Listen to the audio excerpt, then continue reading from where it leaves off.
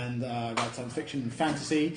And I'm here this evening at the British Science Fiction Association at the supremely glamorous Artillery Arms, Bun Hill Row in London. Let's just thank you, everybody.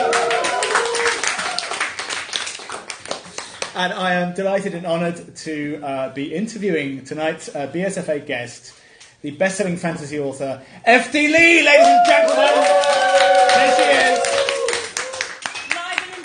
Live and in person, actually. Otherwise, it would just be me talking to one of my invisible friends, and everyone would be just like, "Oh, this again! Oh, awkward." And we're here to talk about many different things because we always end up talking about loads and loads of different things. Yeah. But specifically, look at this. Can you all just feast your eyes on this? Okay, and look at the size of it. You get a lot of fantasy. You get with a lot of bang for your buck. With F.D. Lee, you get loads. It's like she's more very generous. Well, no, that's not true. She's very generous with story, and it's all a good story because I've read this. I know this. Yeah. I know this book very well. And you've read it a few times. I have read it a few times, and I love this cover. I think this is an interesting cover, and I was also. So Andrew hasn't seen the blurb before, so there were some things I wanted to ask FD, and then I read the blurb, and I just thought, I want to know about the blurb, and I'm actually going to read the blurb because it's so good that it's intensely dramatic and really exciting. Okay, I want to hear you read it in your best drama voice. I'm going to read. No, you don't want that. The best. No, I'm just going to be. I'm going to read it as a reader who loves this stuff, which is who I am. So 7. The last surviving genie is out for revenge. Betrayed by the woman he loves, kidnapped, tortured, and separated from the source of his power. 7's only goal is to punish the people who have wronged him. Amelia is bright, precocious, and does not have time for his vendetta. She's working on a machine designed to map the planets, an orrery, and has been promised a permanent home with the Sisterhood of Cultivators if she succeeds. The only problem is, the orrery is a lot more than a simple machine. It is also a doorway. And when a door is left open, anything might come through. When 7 realises what it is Amelia is building and the danger it presents, he must make a choice. The hardest choice he has ever faced, to act selflessly. Can 7 put aside his own wishes in order to play the hero and save the world? And more importantly, does he even want to? Ooh. FD. That was beautifully read. Well done. Thank you. It was a delight to read. It's poetry. Can you I had some things I wanted to ask you, but okay. And it is an interview. It's just. How did you come up with that blurb? How do you do blurb? Wow. How do you do good blurb? Okay. Trial and error, I think. Actually, no. This one was quite easy to blurbify, because I was very clear on kind of what the central aspect of the story is, and I think when you're blurbing, because there's 450 pages, it is a monster, and it's not just about 7 and Amelia, obviously. But I think but I think 7 and Amelia are the central thread that everything hangs off of. Yes, they are. So it just made sense to kind of focus on them, and 7 is those of you that read the first one, looking over here because I know they have. Those of you that read the first one, 7 is in book number 1, and kind of has a dramatic exit from the first book, if you like. Exit pursued by bear. Bear, yes, yeah, exactly, yeah. And then in book 2, much to the chagrin, actually, of quite a few readers, he's not in it. So this is his triumphant return to the series. So again, it made sense to kind of sort of placate people and go, he's back, don't worry, he's back, he's here, we've got him, he's the star. So I have to say, actually, it was an easy blurb to write. I struggled the most with the fairy tale blurb. interesting. Yeah, because I think what this looks like to me is that you built up this terrific head of steam with these characters in this world, and I think when you're inspired like that, and you have that passion for your characters and the story that they generate, that things like writing a blurb or the other little documents that all writers have to write, I think it becomes easy. No, I think it becomes easier. I think it's uneasy with this one. case. Yeah, I mean, I have an assumption now, and I mean, this may or may not prove a safe assumption, but I have the assumption now that if you've gotten to the third book, you're kind of in it by this point. Oh, you might accidentally read the first novel, like fall over by mistake and read the book. But I think if you've ploughed on to book 3, I mean, this is a long book, but the other 2 aren't short. No, they're not. If you've gotten to this point, I think I can. Equally, it gives me the freedom to just dive in with the blurb. Whereas I feel with the Fairy's Tale, because it's book number 1, you're trying to entice, which has never been my strong suit. Well, it's interesting. I mean, you're talking about the first book. I mean, the Fairy's Tale, for me, it had this its unique selling point was that it's a sort of postmodern fantasy, and you cleverly spin all these tropes around, and you do this. You introduce Orwell into Cinderella. Cinderella meets Big Brother. Yeah, who's not going to want to read that? Come on. Everybody wants to. Everyone wants to read. Who's going to win? Well, and then you moved on with the Academy, which was a horror thriller. It seemed to me, it felt like a horror gothic thriller. Kind of gothic horror, Certainly, Frankenstein. Yeah, certainly that the distillation of absolutely those influences, but this book and the BSFA, I think, are going to prove this book feels the most science fictional. Yeah, and it's so. I just wanted to ask you, how does genre influence your story choices? I think I write what I like, I guess, which every author, if you watch any author interview in the world, they go say, "Oh, right, what you want to read?" And I think that's true. I also think I'm just quite selfish because I've created a management. I think so. I am quite selfish. True. You're not. You're the least selfish. Yeah, everything is one of the least selfish people I know. I just thought I'd say that because I'll give you the some people over there laughed, later. and it was worth it. Over here, not a bit uncomfortable. Not say, and there we she go. looks selfish to me. Not in the question.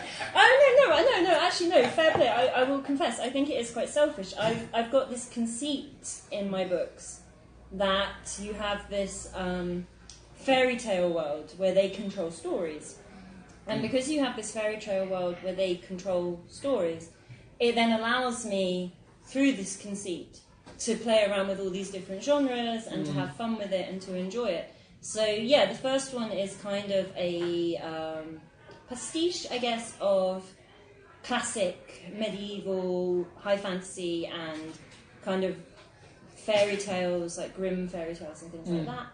The second one is Victorian horror and gothic horror, and this one is science fiction of a kind of...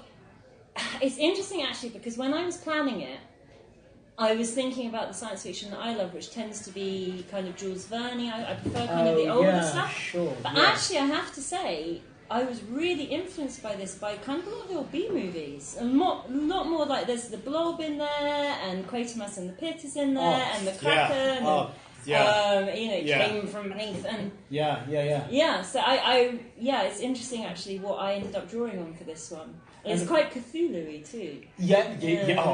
I got a sense of Cthulhu on more than one occasion. Well, don't say his name a third time though, be careful. Twice now, we're done. I'd said it quite a few times the other day, which would explain that bus journey. I was a bit like, he's not a driver. What's going on? My sanity! But it's interesting as well that you'd actually written a novella, which you're going to come on to later, a science fictional novella, which you're working The Slip, The Slip, and that and you'd written that before this, hadn't you? It's kind of an ongoing work, Absolutely, and so, cool. And this particular book features an antagonist, because Seven is notionally the hero, and we're going to talk later. I don't know how he would feel about that. Being called a hero. Yeah, yes, it's. I don't know how he'd go along with that. Yeah, but yeah, he is like he's the protagonist. Pro-antagonist. He's a guy in a book who's a genius. What more do you want? Come on. But essentially, the structure of the book is that the Princess and the Orrery features an antagonist making creative use of a genie's 3 wishes. Mm-hmm. Creative use of a genie, because we've all kind of thought, I'd do this, I'd do that, and you really play around with it very cleverly in a very science fictional, interrogative way. Yeah. And I just wonder if you could open out that dynamic for us. I will try. I'm going to be a little bit cagey because actually the nature of the wishes is quite a big plot point, so I don't want to. Yes, it is. Spoil it. But I think the thing with wishes, and this is very traditional, so this is no spoilers. If you look at these kind of genie stories, regardless actually of which culture you kind of draw on, there's always a sting in the tail. You make a wish, and the wish goes wrong in one way or another. And the monkey's paw. Did you ever read the? Yeah. So there's this kind of great tradition, I think, of making wishes and the wishes going wrong. And actually, this is even in my very first novel.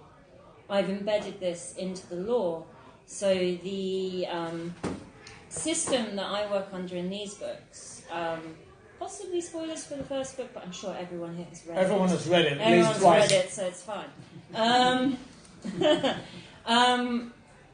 Essentially, what I have in my books is the wishes hurt the genies. And it actually causes them pain. So interesting. Yeah. And they don't have any choice. There's a cost. Yeah, exactly. Well, as with all magic systems, there's a cost. So the way that it works in my novels is you have the genies and they can't refuse a wish for reasons that are explained in this book. I go into the mechanics of the mechanics, absolutely. Yeah, but they can't refuse these wishes, and so it hurts them, it causes them pain. So the way that I worked it was the genies have Can I just say here, come in here and just say, the pain is... It's not, it's painful. She does good pain, boys. She does good pain. This is. Don't quite know. That's on my CV now. The genie. He really. You really feel like. And I've often thought, and I think when we last spoke at BSFA, we were talking about the magic and wizardry in terms of how difficult it is and how it is. It's a very difficult thing to do, and there is a cost to it. But I don't think I've ever read anything whereby it's expressed so viscerally. Oh, thank you. Yeah. No, I know. Yeah, genuinely, because I wanted it to be... And again, you get taste of this in the fairy tale, but the fairy tale isn't Steven's story. He's in it, but it's not his story. No. I wanted that to come through here. And even that, you don't even stop there. Yeah, but you don't even stop there, do you? Because it's like it really, really hurts him, but part of him loves that. Enjoys it, yeah. Part of him is just like... It's this whole pleasure-pain principle. It's very ambiguous. It's very modern. It's very political, actually, in terms of, it seems to me. I think it's very hard to do anything creative at the moment without being in some way political, because it's such a political time. Yeah. But yeah, absolutely. I wanted that, and I'm glad it's come across, because as I was saying, you think about these stories like the monkey's paw, or it's kind of like the magic pickle wish and things like that. Yeah. Which is worth a Wikipedia. And I was thinking to myself, these wishes, they always go wrong, and da-da-da-da-da. And so it occurred to me that the genies are deliberately and very deliberately trying to make people not want to make the wishes, because if you make a wish, they can't refuse, and it hurts them. Yeah. And so they have developed a skill to manipulate you and manipulate the wishes, and to get you to speak in such a certain way, or they look for wordplay, and they look for, again, in all of these stories, they look for the hidden joke in the words, or the vulnerability in the language you use. But all that I've done in my books is I've just folded that tradition and given it for my universe, I've given it a sense and a mechanic that actually ties into where the characters are going. You know what? I think you're saying that it's almost like a defensive sociopathy. It's like a I think that's supremely manipulative for some end other than, but it's to do with the self. But it's protection. It's not to gain. No, it's not to gain. Yes. It's protection. But it uses the same. It uses because same skills. Seven uses. There is some. He's very manipulative.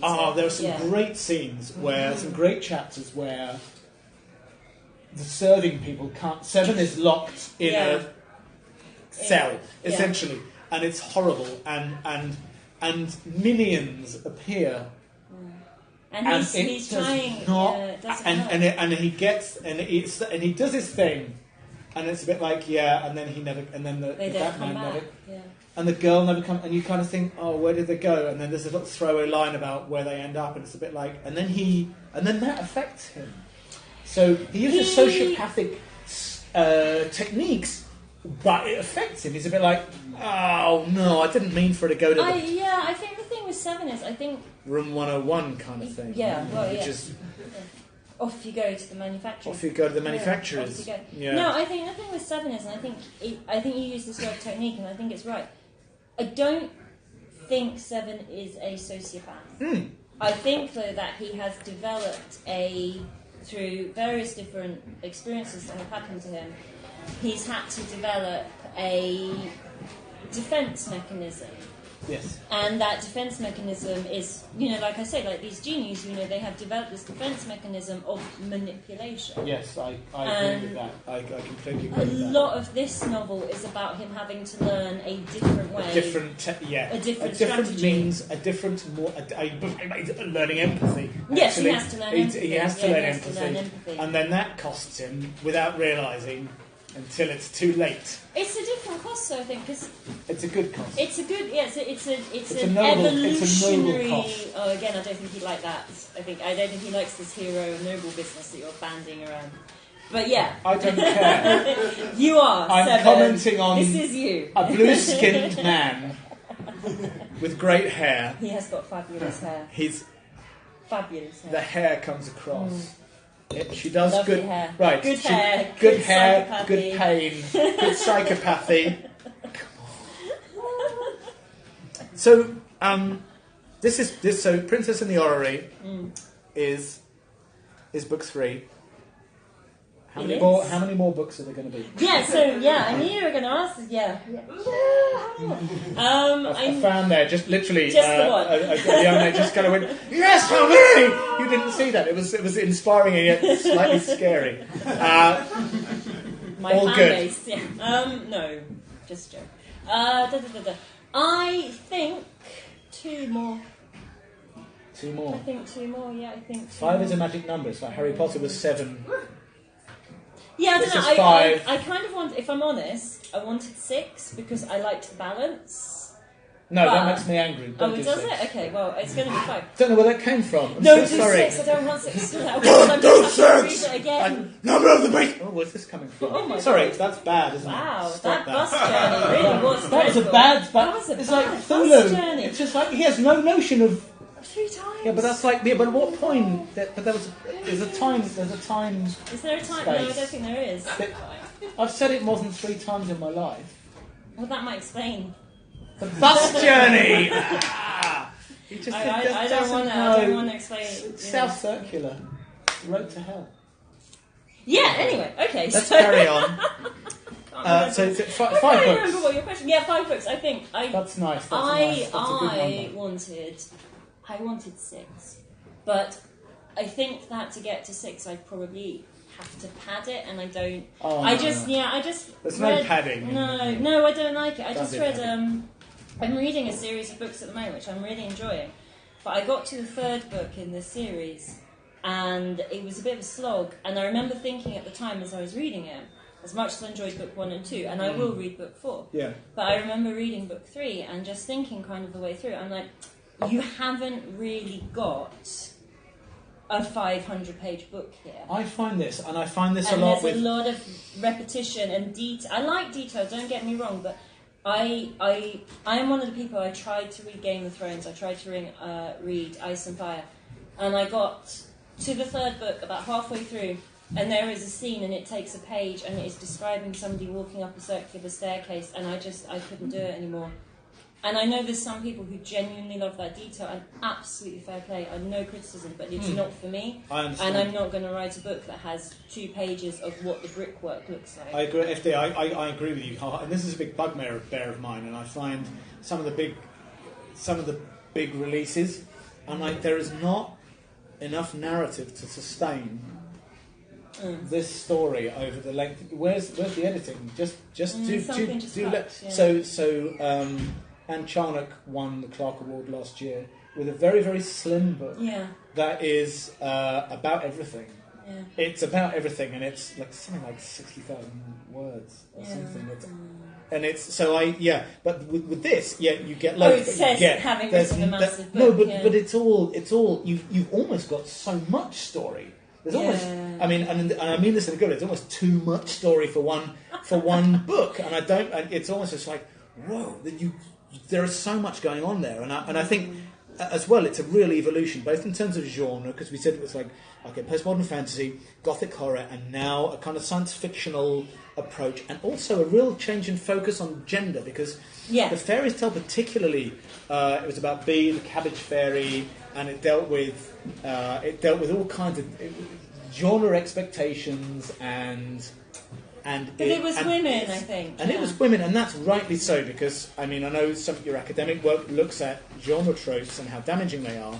But also, you wrote a piece recently which was about how rough it is on men too, but to have this very narrow bandwidth of expression. And this book in particular, focuses on the male characters. We've looked at 7, but there's another character called Joseph, who we think is the antagonist, and there's a massive twist in it, which is worth reading for that point, because like all good genre, or all fiction, but particularly genre fiction, you kind of think, whoa, hang on a minute, I actually have no idea emotionally where I am with this character. I feel very sorry for Joseph. Yeah, and then of course there's Hemmings, who is just a gloriously funny kind of. If Dylan ran as an elf via Neil Gaiman and just and beautiful and confused Hugh Grantish and just all the kind of, and again a load of different. He's always been a distillation of kind of. Last time we had this interview, you said that he was like Marvin the Paranoid Android, but an elf. Yeah, I did. He was like that, but he's not. But as you can changed your mind, though. But but he has got that. But he's now more. You've evolved him. So he's the third part of the male triptych of the male triptych in the book. Triangle of boys, the conjoined triangle of malehood, and. Don't know where that came from. Sounds like a very strange experiment. That sounded a bit, so one of my other hobbies. Let's move on. And so I'm really intrigued by this. So first of all, the shift from the female characters to the male characters, and also your analysis and understanding, and very empathetic understanding about male tropes in fantasy fiction. Yeah, okay. So tell us about that. All right. Well, in the beginning, no. So like you say, I wrote the fairy's tale is predominantly female. It's a predominantly female cast. Which you almost, by the way, you almost don't notice because it's such good writing. If we have these resistance sort of coming. Why would you notice? Because you read books all the time that predominantly male cast. Yeah, so, I know. Yeah. But there is a kind of a resistance, and we've touched on this before when we've spoken here. There is a resistance to any kind of too much women writing about too much women. But it's not that at all. It's effortless. Thank you. And now here too. When I realised what you were doing with this, it was just like, bing, that's so clever. Bing, that's so clever. It was like, bing, just enough now. But there we are. So please, how did you do that? Tell me about it. How did I? Okay. So as I was saying, like the fairy tale is female. It's a very female story, and it's about female stories. So it's about the roles that women get and the pushed academy into. too. Sorry, coming in here too. Yeah, the also. academy is yeah. So I've got these first two books that are predominantly B's story, and B is a female fairy, so they have that. But yeah, so when I was writing the orrery, in the interim between the academy and the fairy's tale, I'd done some research looking at tropes and character tropes and gender representation in high fantasy particularly, but fairy tales as well. And the thing that I found quite interesting, and this might just be on me, I was surprised in a way by how many, as you just said, how narrow actually the scope is for male characters in these types of stories. And I've been very interested, I suppose because I am a woman, I've been very interested in the limitations put on female characters. And then when I started researching this and looking into it more, I learnt more about the limitations put on male characters. And it's rubbish, as are all limitations. And I wanted to kind of, in the same way that I did this in the fairy's tale with female characters and kind of bash those limitations out, I used this opportunity to do the same for the boys. So we have Hemmings, who is a kind of a subversion, I suppose, of the traditional male hero, because he's quite thoughtful, he's quite empathetic, he's quite feminine, I guess, in his nature. He's joyous. He's very lovely. He's shy, but he's got joy. Yeah, he is joyous, but he's shy, which is, again, is very antithetical to the traditional kind of hero, I suppose. You've got Joseph, who is a traditional hero, actually, in all but motivation. Everything Joseph does is very traditional, high fantasy fairy tale hero. Everything he does.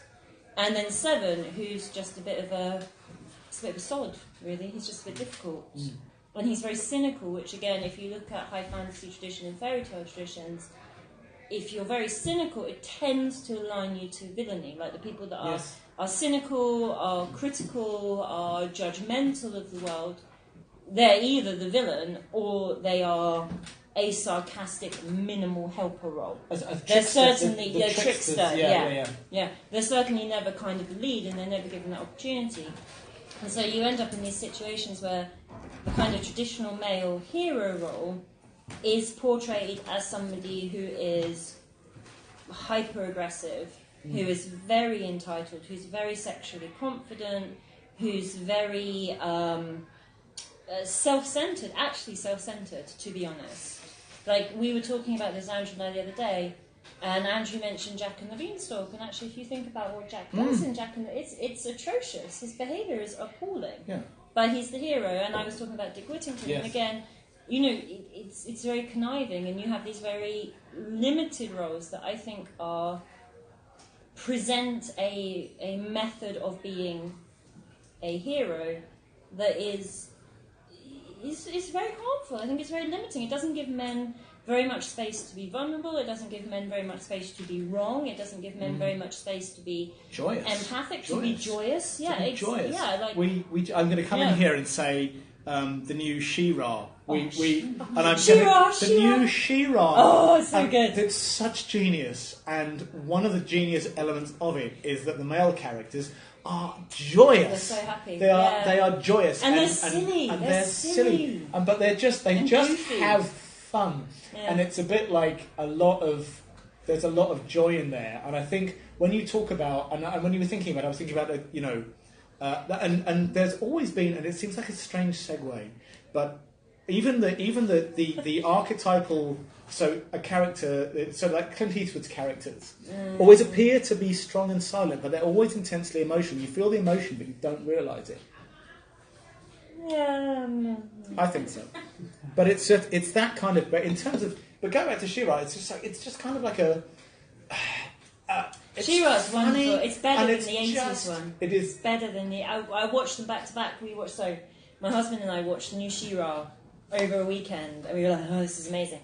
And then I was like, I need more She-Ra. It's only like 15 episodes. I know. So I want more. It with my daughter, and she was And so Netflix has got the original 80s one, and I was like, okay, I'll watch the 80s one because I need more She-Ra. I've never been so disappointed in my life. I feel cheated. Like, I look at it now, and I'm like, what? These kids get new She-Ra, and I got this? Oh my god! Like the first 5 episodes. of This Is All About She-Ra. Yeah. The first 5 episodes of 1980 She-Ra, it's all about He-Man. Like, she has like 5 It's true. lines. It is. We've only watched the first episode. Oh, it's not worth it. Don't bother. New She-Ra. Oh, she's But the amazing. new She's She-Ra, like that. I've got and my... it's Oh, I love her. absolutely, and also she's younger and confused, which is another. Oh, great it's so thing. interesting, yeah, because and her and Catra's relationship Her and is Catra. so complex. It's a female friendship story. Yeah, actually. oh. And the writing is actually sublime in places because it's all character. Yeah. And- Don't read this. Go and watch She-Ra. Just right. Watch when there's only When you finish She-Ra, the new one. This. To be will make fair, sense. this isn't out for 2 weeks, but She-Ra is out now. So 2 weeks She-Ra, and then December 10, this one.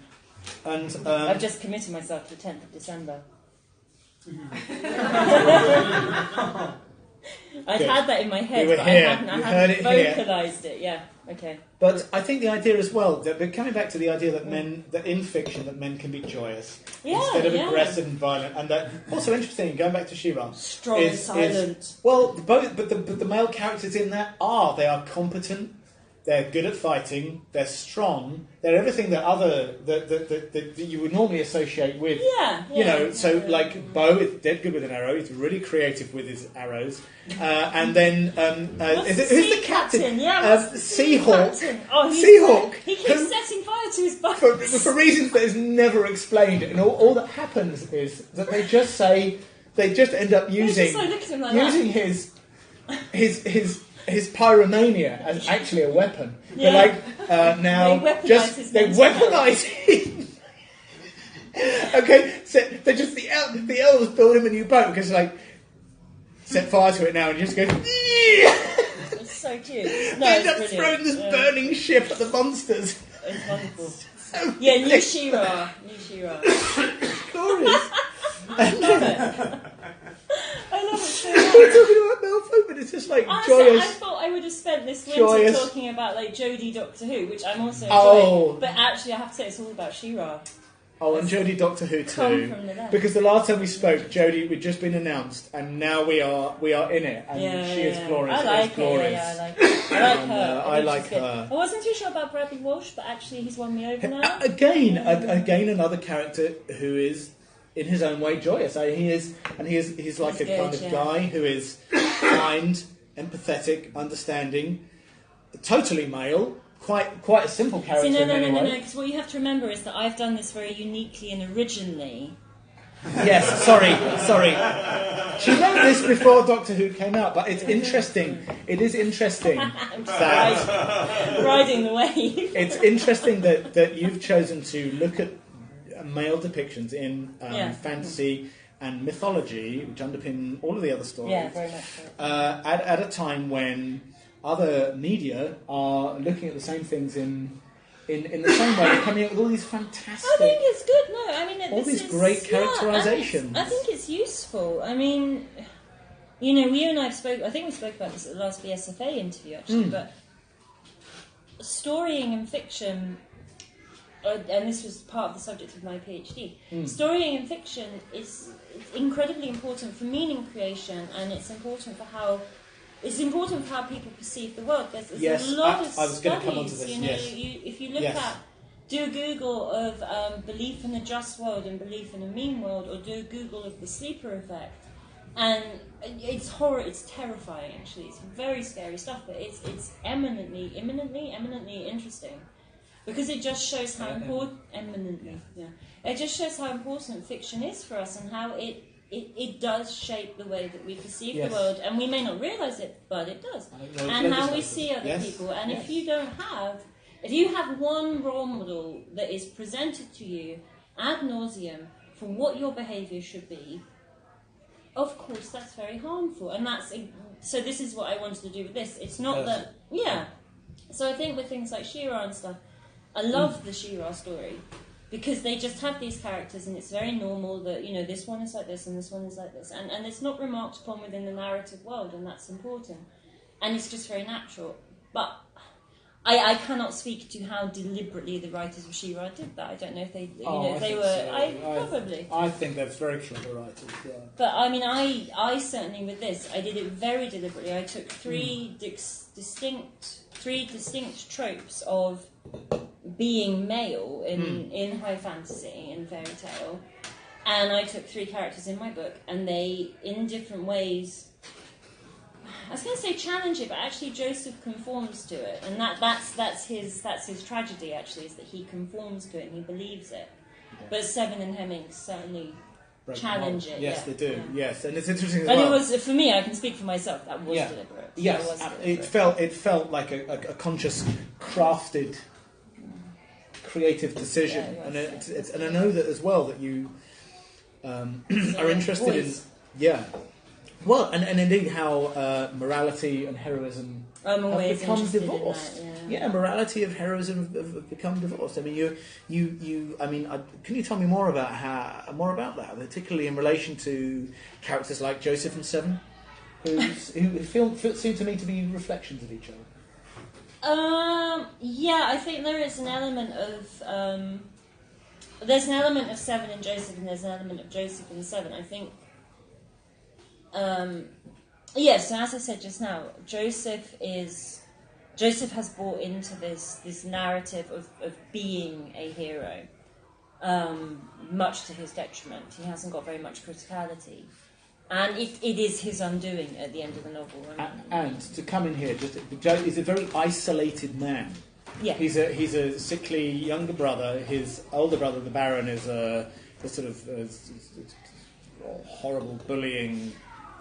He's been very ostracised, I think. And the younger boy, he's had a rough time of it, and it's on his own. It's interesting that you bring that up, because I was thinking about when I was writing Joseph, I was thinking about these kind of MRA 4chan, subreddit kind of.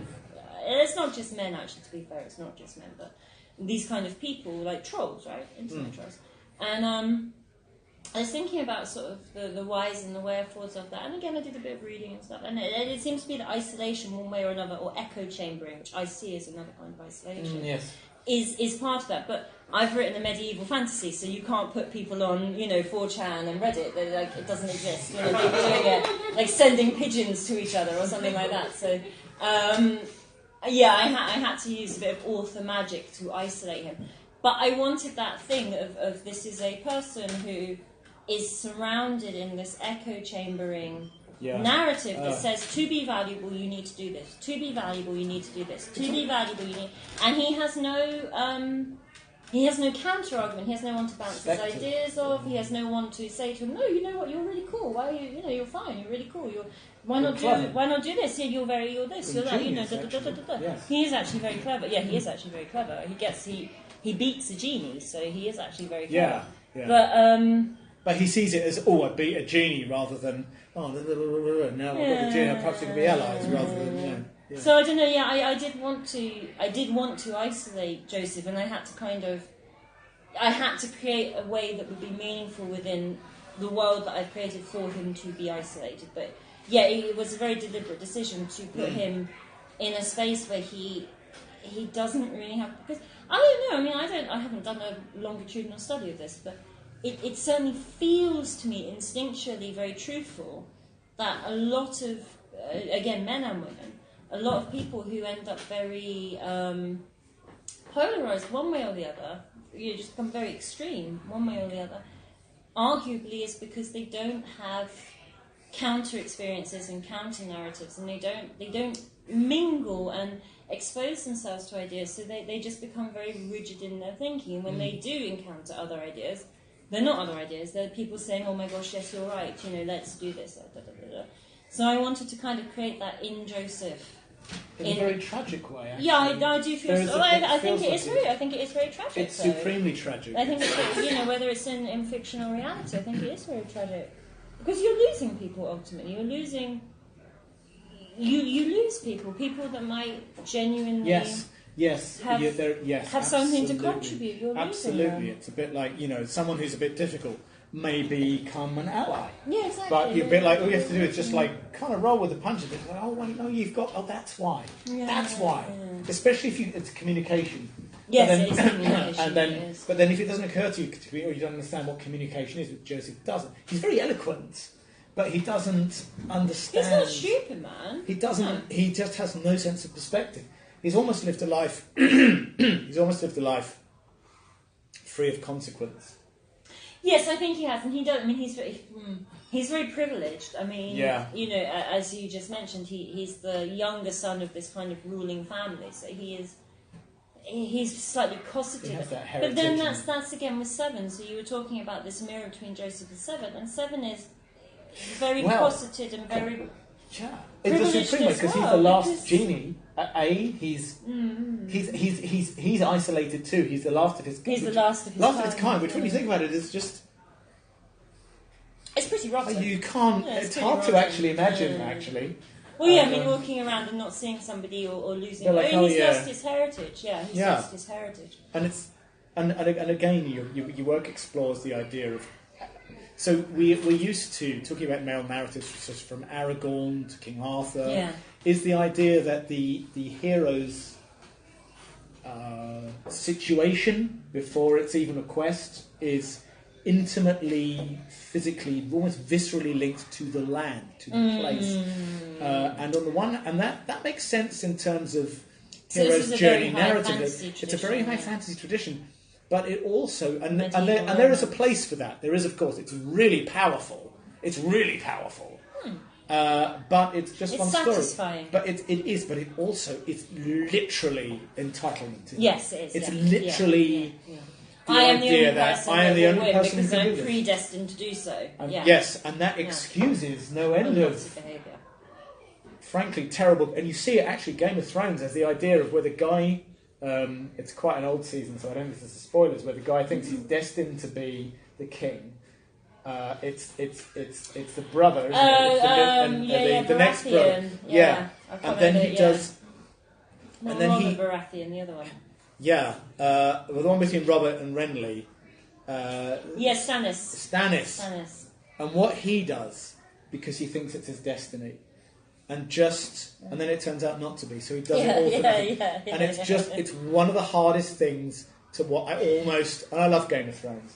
I almost turned it off. I almost turned it off, and just never watched it again. It was too dark, and it's almost like that. I mean, we know. Game of Thrones subverts that thing in the same kind of way, in that respect. That kind of. Well, I think, no, George R.R. Martin, or at least as he said in interviews, I haven't yet been invited to his house to discuss this in person. Yeah, it's nice. George, it's nice. obviously I know you're watching. Yeah. Check me out on my Facebook check. Yeah, it's nice ornaments. Yeah. But, no, I think George R.R. Martin's kind of shtick, if you like, is that he wanted to write historical high fantasy from arguably a lot of the time from the point of view of the common people, and he wanted to embed it in this realism that you get these big fights happening up above, and he wants to talk about you get these big kind of fights happening up above between these two, I suppose ostensibly Daenerys and Jon Snow, but whatever. But he wants to talk about, but there's all these other people around them vying for power, there's all of this, and then there's this trickle-down horror. Yes, trickle-down horror. Trickle-down horror. And he did a really interesting interview, George R. R. Martin, I can't remember the magazine, but he talks about this in detail in that. And that's his stick. My stick is more... I'm not as wide, I guess. George R. R. Martin writes much widely, whereas I have a narrower focus. I want to look at what this actually does to each human being, as opposed to what it does to the wider society. I understand. Yeah. I understand. And that leads on to what I wanted to talk about, which was that these notions of entitlement, when they get all blended with nationalism. It becomes problematic when conservative or even fascistic forces lay claim to these characters to further a nationalistic agenda, and how you think we might, I know it's a big ask with a few minutes, however many minutes. Okay, all right. So let's sort that out. Let's talk world peace. Where's the pen? Susie, can we have the pen and the paper? We're gonna fix it now. We're gonna sort it out right now. This is the moment. We've written the book. Now is the time for interaction. I don't know if you had a question, actually. What was your question? How you subvert that as writers. Yeah, there we go. Okay, so World Peace, version 1. No, you're going to need... Start with it. No, why are you writing that way round? No, I like to write sideways. What? Well, how are you going to... It's going to be... Oh, God! It's not going to be organised! No, I like to write sideways. All right, I'll accept you write sideways. You stickler for tradition. That hurt. Right, I'm going. No, what you can do now... I'll explain why. Because look, now, you can do a really nice visual plan of where you want... This is how I plot my novels. You're doing a Gantt chart. That's not writing it. You get your stupid question. I'm asking my own question now. This is how I my question was stupid. You see, I work it out like this, and then I can work out, okay, so you're happening here, and then I can type... I'm a very visual person. So this is how I work it already. What's that then? That's plot point number 1, obviously. Yeah, but what's it a picture of? It's a picture of the Otter of 7. Let me draw little hearts in his eyes, because everybody loves him. There we go. Clothing. Good. Anyway, World Peace. There you go. I don't even know what was your question. Doesn't matter now. Is it gone? Is it lost? Lost to the Cthulhu's got it. So in fairy tales, adolescent male characters are driven to win at all costs, often ignoring helpers who have more at stake. Interestingly, your work looks more at the helpers, particularly Naima, who assumes a heroic role at the end. Oh, Naima. Yes. Yeah. I love her. She's good. Despite all these years, I still pronounce her name wrong. But that's it. It's Naima. Thank you. So she assumes a dramatic role at the end. How did you dramatise these competing roles in the new book? Okay, I'm just rewinding that in my head to get it straight.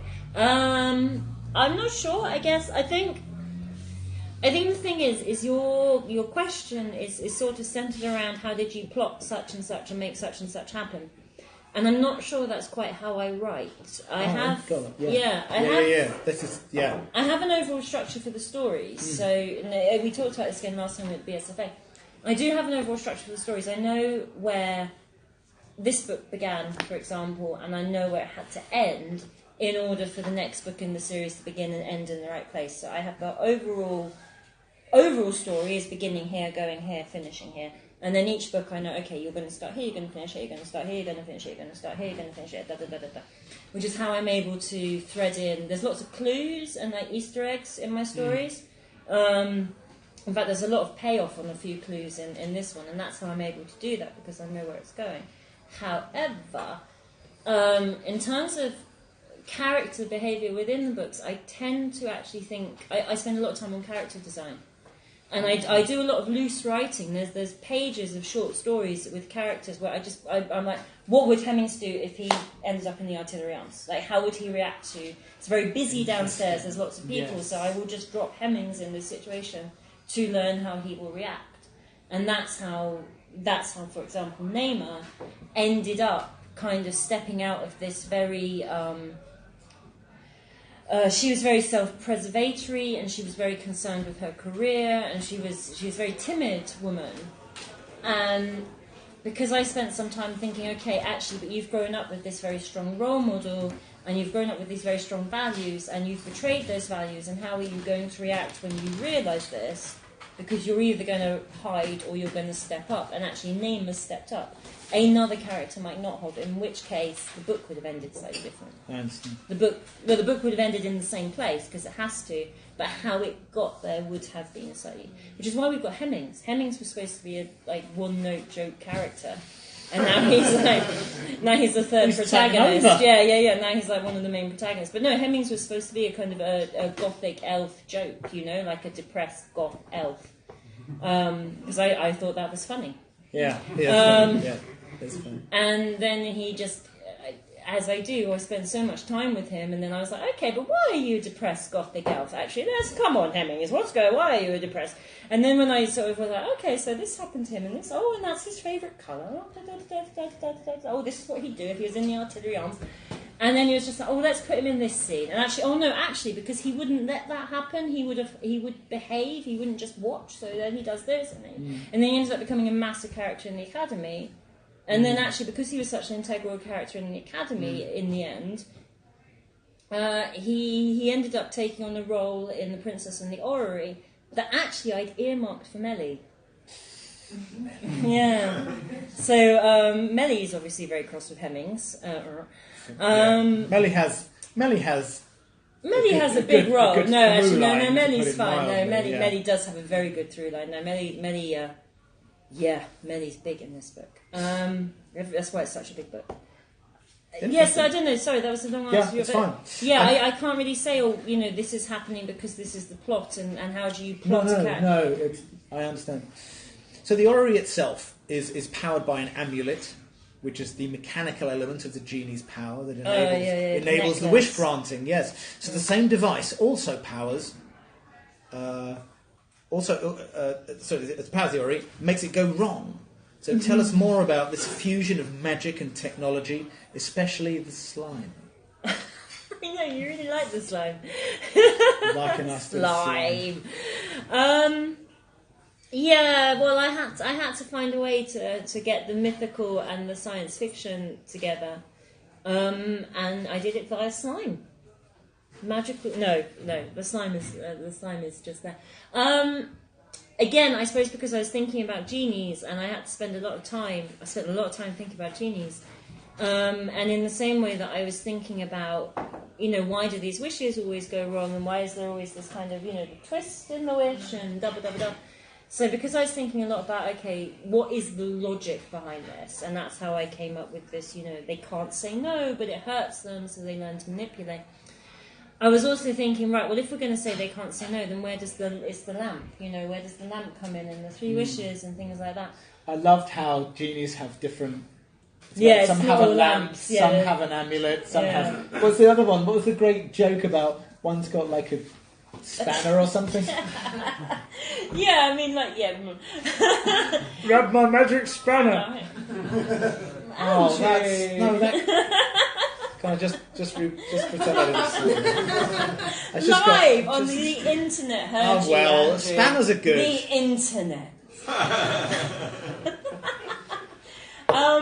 So someone's got a necklace, so I sort of hand wave away lamps. It is a bit of a hand wave, I admit.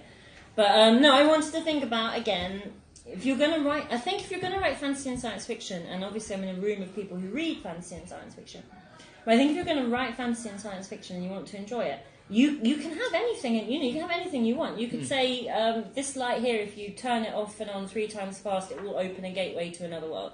You can do that in science fiction and fantasy. But if you're going to do that, then within the world that you've created, it has to make sense. You can do anything you want, but it's got to be logical, it's got to make sense. And for me, I had to think, right, what are these lamps about? Why don't you wish for more wishes? Like, that's the thing, isn't it? If you have a genie, what's your first wish? I'm going to wish for more wishes. So in my that would kill them. They'd die. Yeah, that's too much. They would die. Yes, because it hurts. That's so interesting. And so I had to think about what is this metal, and it's not the lamp, it's not the necklace, it's the metal. And it's the metal that ends up getting entwined with the orrery, which is why, as Andrew beautifully read at the beginning in the blurb, it says that the orrery is more dangerous. The orrery is a technology that is not of this earth. Yeah.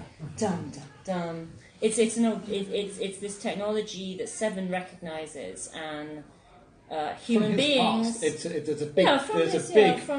big deal about.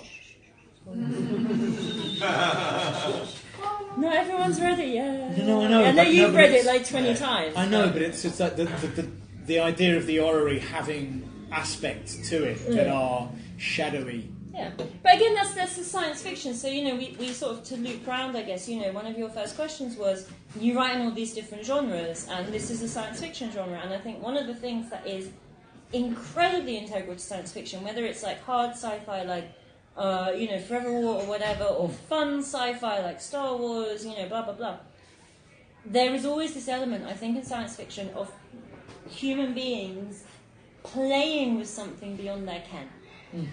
And in the orrery, that element comes through in the orreries, in the title. You have the orrery is something that they are building, and they are using materials, they're using these pieces of metal which make up the genie's lamps or necklaces or whatever. They're using these pieces of metal in this Jurassic Park. You know, you were so busy thinking if you could, you didn't, should you? Yeah. And that's, again, that's the science fiction thread. There's a lot of science fiction in the book. It's clearly fantasy because genies, fairies, elves. But actually, the beats of it and the stories, it's a rigor to it. It's a science fiction story set in a fantasy world. In the same way that the Academy is a gothic horror story set in a fantasy world. And the Fairy's Tale is I don't want to say a romance because I hate romance, but ostensibly it's a romance in a fairy, but it goes, nobody gets a happy ending. Spoilers for the Fairy's Tale, nobody gets a happy ending. But yeah, no, so I liked this idea of, it's been a lot of fun writing this book and thinking about the genies and actually having to really seriously look at the mythology of genies. I've read so many genie stories. My Chrome history is this, like, wow. But there's always these similar beats, and it's the manipulation of the wish is a similar beat. It's the lamp is a similar beat. The 3 wishes, you know, some of them had 5 wishes, but there's always a limitation. And it's kind of thinking, right, as I did with the Fairy's Tale, why do fairy stories always have the same beats? And so the Fairy's Tale was, why do they always have the same beats? Well, obviously, because behind them there is a massive Orwellian government that constructs belief and makes sure that fairy tales are obviously.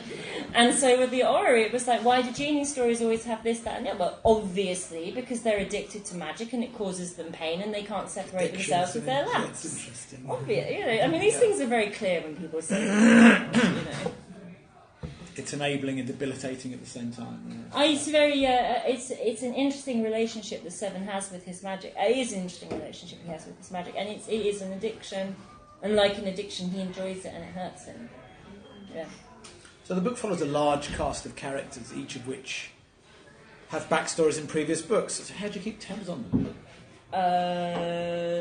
Did you answer that early with that drawing? Yeah, that was my drawing. That's going to be worth £1 million one day when I'm J.K. Rowling. I'll sign it for you later. I have kind of an obsessive mind, which I think helps. Yes. I think it helps that I really do spend time on character generation. I really spend a lot of time on character generation. Like I roll my D20s, multiple times. Which I think helps. I have a lot of notes. I have a shelf I have a room in my house where I keep books, which I don't call a library because that is not. But I've been there. Yeah, my impressive. Book room. I passed out in it. You did, yes, you did. As have many people, to be fair. But I have a shelf of notebooks. I don't know, like it's just studious note. It's a funny question. I don't have a sensible answer.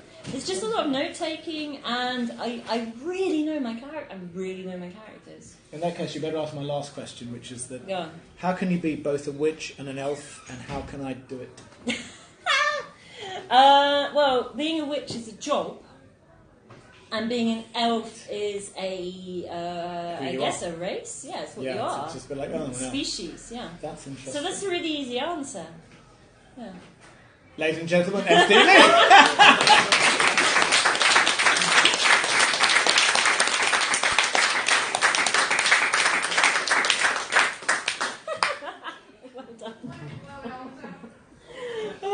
There's obviously no questions because I explained it all so well. But if anyone does have any questions... No, of course, yes. How did you come up with the idea for the orrery?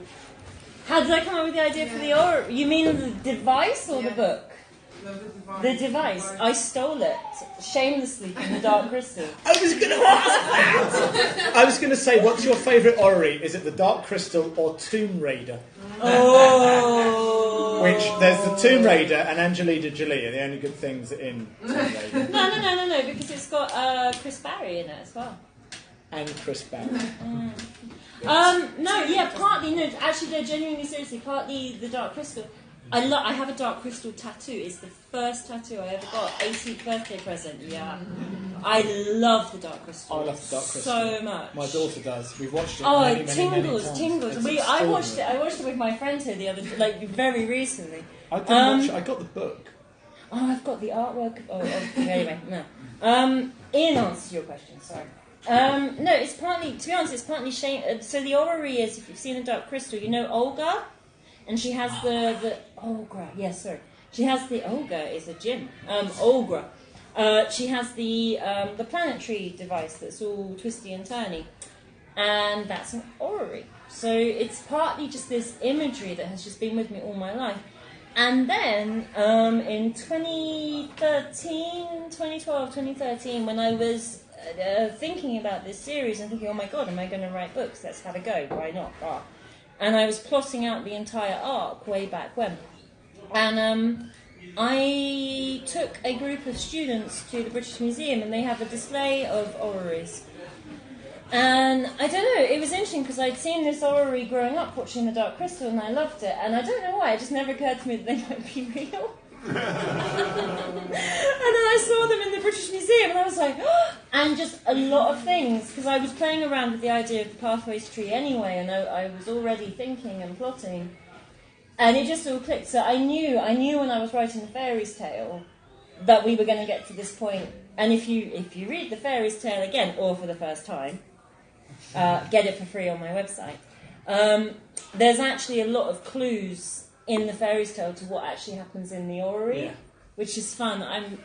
It's out with now advanced review people, so that when it goes live, there'll be reviews.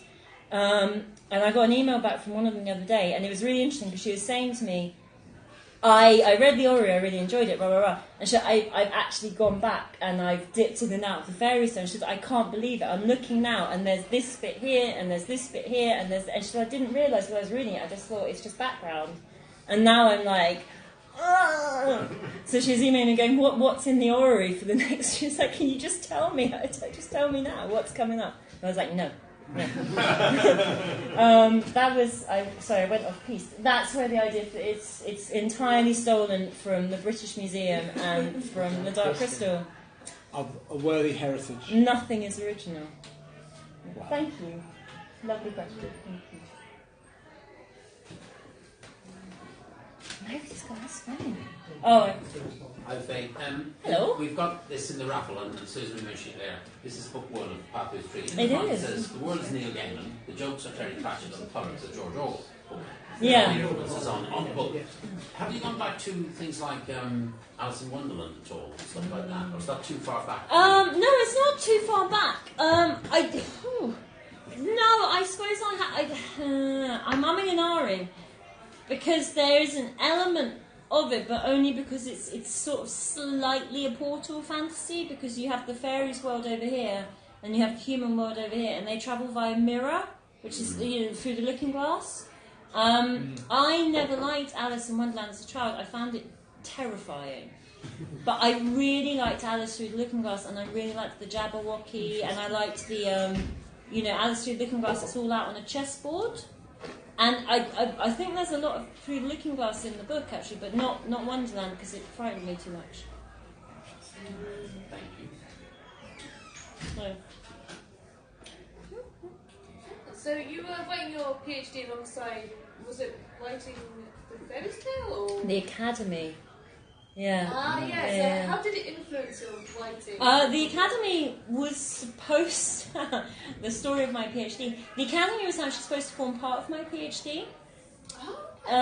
So I did my PhD. I spent the first year of my PhD writing the Academy, in fact, because it was supposed to form part of it. And then as I started writing my PhD, as these things do, it shifted more into like representation and genre, and less away from creative writing, which is why it's now an English language, not an English literature. But no, yes. So the Academy is incredibly firmly rooted in my PhD, because it was supposed to be an adjunct. In fact, it was supposed to be my PhD. And then I got to the end of the first year, and I was like, actually, this isn't my PhD anymore. So then I started again. Yeah. So yeah, the Academy is hugely rooted in my PhD, because once upon a time it was my PhD, but it's not anymore. I don't know. Does that answer your question? I feel like I kind of subverted your question, as in my style. I subverted it. But yeah, no. The fairy's tale was all me. The fairy's tale was a NaNoWriMo. Yeah, it was a NaNoWriMo back in 2012. The Academy was supposed to be my PhD, and it wasn't. And the Orrery was the book I wrote when I finished my PhD, because I was like, I've got nothing to do at the weekends. And maybe the next one will have nothing to do with my PhD. I don't know how much longer I can stretch my... Maybe I'll do a second PhD. I'm looking at my husband. I don't know about your husband. I can't cope with that. One is enough. I would do a second one though. I really enjoyed it. I would. I really enjoyed it. I would do another. It's money though. It's good stuff. I've seen bits of it. It's money. Yeah. When it comes free. When I take over the world. Waiting. Yeah. When I control and the revolution comes, education is free, and then we'll do it. Any more for any more, folks? I think it's beer time. I think it's beer. I think it's beer time. Feels like beer time. Yeah, I think it's beer time. By the book. Ladies and gentlemen, FDA. She-Ra, then by